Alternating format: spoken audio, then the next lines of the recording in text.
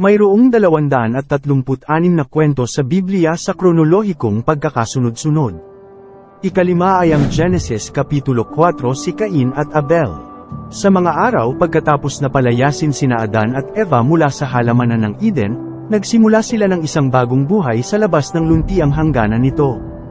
Di nagtagal, lumaki ang kanilang pamilya, at nagsilang si Eva ng 2 anak na lalaki, sina Cain at Abel. Habang lumalaki ang mga lalaki, lumitaw ang kanilang natatanging personalidad.